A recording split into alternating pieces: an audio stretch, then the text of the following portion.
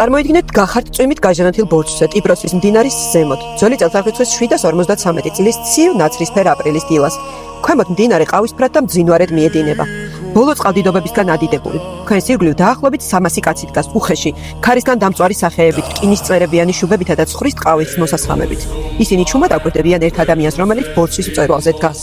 მის ხელებში ხის გუთამია, წინ თეთრი ხარი მძიმე ნაბიჯებით მიატევს მას და კაცი იწყებს სიარულს. ნელა მიზან მიმართულად ტალახში ავლებს წმინდა წრეს მომავალი ქალაქის საზღვარს. მის მზერაში ისეთი სიმტკიცეა, თითქოს ცხოვრებაში ყველა დავის მოგებას აპირებს. მისი სახელია რომელუსი. და ამ წამს, როცა ტიბროსის თავზე თოლიები კივიან, ხოლო 300 დევნილი და მწყემსი სიჩუმეში უყურებს, ის ხაზავს ქალაქის საზღვარს, რომელიც ერთ დღეს ერთდროულად იბრძოლებს ესპანეთში, ეგვიპტეში, ბრიტანეთსა და სპარსეთში. ქალაქს, რომლის გზები, კანონები, კალენდარი და არქიტექტურა დღემდე ქმნის იმ სამყაროს უხილავ ჩონჩხს, რომელშიც ჩვენ ცხოვრობთ. ყველაფერი იწყება აქ, ტალახში გუთნით და ძმათა მკვლელობით. კეთილი იყოს თქვენი მობრძანება რომის დაბადების ისტორიაში. იცოდით, რომ ქალაქი, რომელმაც ერთხელ შოტლანდიიდან მესოპოტამიამდე იმეფა, თავდაპირველად მხოლოდ რკინის ხანის რამდენიმე ქოხი იყო ჩაობიან ბორცვზე და რომ მისი დაარსების ლეგენდა გაშღენთილია ხალატით, ღვთაებრივი ჩარევებითა და ანტიკური სამყაროს ერთ-ერთი ყველაზე შემზარავი ძმათა მკვლელობით. რომის დაბადებას ორი ფენა აქვს.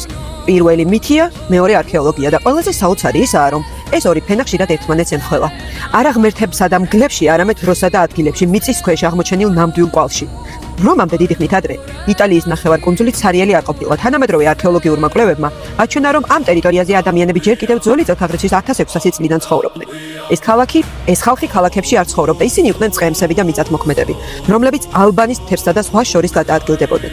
მათი სიცოცხლე დამოკიდებული იყო მდინარე ტიბროსის გზაზე, საზღვარზე და საფრთხეზე ერთდროულად. და სწორედ მის აღმოსავლეთ ნაპირზე 7 ბორცვს შორის იყო ადგილი, რომელიც ძველ სამყაროში ყველაზე ძვირფასი რამით გამოირჩეოდა: სიმაღლით, დაცულობით და ხედით.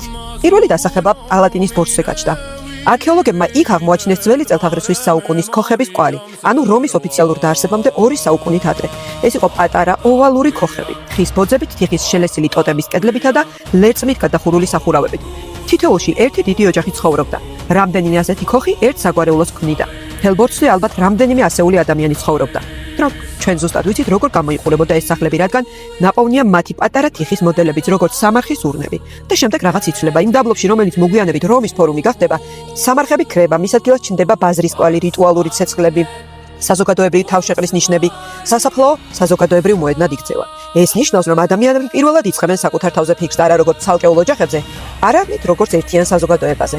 როგორც ქალაქზე და ზუსტად ამ პერიოდში, ძველი წელთაღრიცხვის მერვე საუკუნეში იწყება ლეგენდა.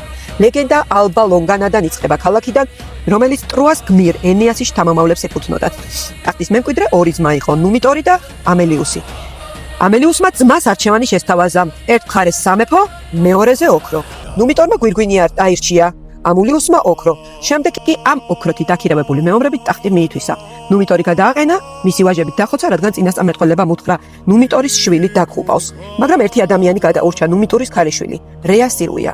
ხალხი მას პატივცემდა, ამიტომ ამელიუსმა ვერ მოკლა მის ნაცვლად ვესტას ქურუმად აქცია ქალად, რომელსაც შვილების ყოლა ეკრძალებოდა, თუმცა რეა სილვია დაორსულდა. რომაული მითის მიხედვით მისი შვილების მამა ომის ღმერთი მარსი იყო. სხვა ვერსიები უფრო ბნელია და ამბობენ, რომ იგი უბრალოდ ზალადობის მხვეპლი გახდა, მაგრამ შედეგი ერთი იყო. დაიბადნენ ტყუპები, რომელუსი და რემუსი. ამელიუსმა ბრძანა მათი ტიბროში გადაგდება. მდინარე ადიდებული იყო, მსახურებმა კალათა ნაპირზე დატოვეს, პალატინის ბორცვის ძირში და წავიდნენ. კალათა არ ჩაიწირა და სწორედ მაშინ გამოჩნდა მგელი, ლეგენდარული ძულ მგელი, ლუპა, რომელმაც ტყუპები გამოყვება. რომაელებისთვის ეს მხოლოდ ზღაპარი არ ყოფილა. ეს იყო სიმბოლო. გელი ნიშნავდა, რომ ამ ბავშვებში ომის ბუნება ცხოვრობდა. ისინი მტაცებლები იყვნენ. მათ ვერაფერი მოათვინიერებდა. მწყემსმა ფაუსტულუსმა ტყუპები იპოვა და საკუთარი შვილებად გაზარდა. ბიჭები მწყემსებად გაიზარდნენ, ძლიერები, უშიშრები ბორცვებისა და მდინარის შვილები. სიმართლე შემთხვევით გამოაშკარავდა. ერთ-ერთი შეტაკებისას რემუსი შეიპყრეს და ნუმიტორთან მიიყვანეს. მოხუცმა მეფემ უცნობ ახალგაზრდაში საკუთარი სისხლი ამოიცნო. ამავე დროს ფაუსტულუსმა რომელუს ყველაფერი უამბო, შემდეგ კი დაიწყო აჯანყება. რომელუსმა მწყემსები და დევნილები შეკრიფა ჯგუფებად დაყო და ალბა ლონგას თავზე დაესხა. ამელიუსი მოკლეს, ნუმიტორი ტახტზე დაბრუნდა, მაგრამ ტყუპებმა სამეფო არ მიიღეს. ისინი დაუბრუნდნენ იმ ბორცვებს, სადაც ოდესღაც კალათით დატოვეს და იქ დაიწყეს ახალი ქალაქის აშენება. ქალაქის, რომელიც არ ეკუთვნოდა არისტოკრატებს. მისი პირველი მოსახლეები იყვნენ დევნილები, გაქცეული მონები, მწყემსები, უარყოფილი ადამიანები, ყველა ვისაც ახალი დასაწყისი სჭირდებოდა. მაგრამ სწორედ მაშინ დაიწყო დავა. რომელუს პალატინის ბორცვის სულდა, რემუს ავენტინი. ორივე ღმერთების ნიშანს დაელოდა. რემუსმა პირველად დაინახა 6 სვავი, მაგრამ რომელუსმა 12. დავა კონფლიქტად გადაიქცა. რომელუსმა გუთნით გაალო წმინდა საზღვარი ომერიუმი და რემუსმა ის დასინვით გადაგვეთა. შემდეგ კი ის მოკვდა.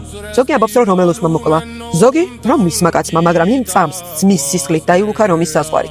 რომელოსმა თქვა, ასე დაემართოს ყველას ვინც ჩემს კედლებს გადაახტება და რომით დაიბადა. მაგრამ ქალაქი მხოლოდ კაცებით ვერ გადარჩებოდა. რომელოსმა მეზობელ ტომებს ქალიშვილების თხოვნით მიმართა, ყველა მოარი უთხრა. მაშინ მათ დღესასწაული მოაწყო.